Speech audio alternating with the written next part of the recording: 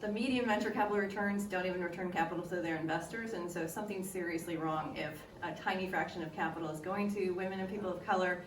Most investors in venture capital funds aren't even getting their money back. So I think the whole venture capital model is broken, and that's what we're working on disrupting.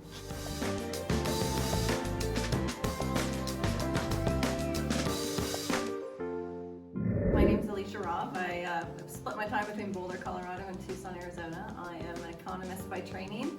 Got my PhD in economics from North Carolina. I started my post-PhD career at the Federal Reserve Board of Governors, doing entrepreneurial finance, looking at access to capital, credit constraints, especially among women and minority businesses. Spent 12 years at the Kauffman Foundation in research and policy around entrepreneurial finance, and again, the gender and racial gaps in high-growth entrepreneurship. I got into impact investing because so few women and people of color get venture capital. When you have half your population getting 2 or 3% of the venture capital, something's not right. I felt my contribution could be getting more women and people of color on the investing side. So I started Next Wave Impact Fund, which is training women how to be angel investors. So about 2.8% of venture capital goes to women-led companies.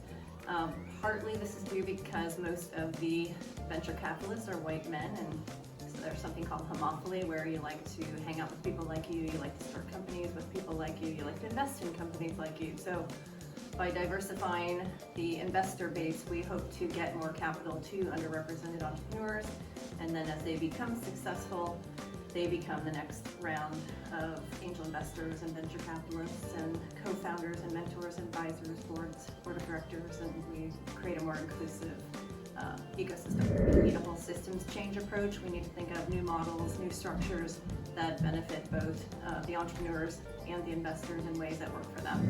It's one of the reasons why women and people of color get such a tiny fraction of venture capital is it's not really working for them. And so when we think about alternatives such as flex equity or entrepreneurial redemptions that allow the entrepreneur to buy back the equity over time, now all of a sudden you have an exit strategy for the investors that doesn't force the entrepreneurs to sell their company. So women and people of color are less likely to want to take venture capital because they don't want to end up selling their company and exiting. They want to grow a scalable business and keep it. So impact investing allows you to align your investing with your values, and it allows you to create positive income through your community.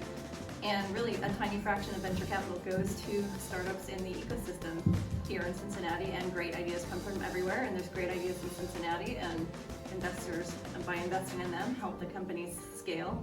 They create employment, they create good jobs, they create good products. More and more investors are looking to align their investments with their values, and so there's going to be a lot more money flowing to impact ventures because we see that the alternative is a dying planet and not so. I mean, our next fund is focused on a sustainable planet and social justice, and I mean, you wouldn't want one without the other. You guys are so lucky. It's been an amazing time here. I'm so impressed with all of the programs and opportunities and the people involved as mentors and investors and the entrepreneurs, of course. I think it's a really vibrant ecosystem, and you all are lucky to have such a great supportive environment. Stay in the Midwest. Good ideas come from everywhere, and it's really important to be in a community that has people who are really committed to values, and you know, the Midwest is such an amazing, friendly, collaborative, supportive place. I think it's we don't always take for granted sometimes the resources that we have.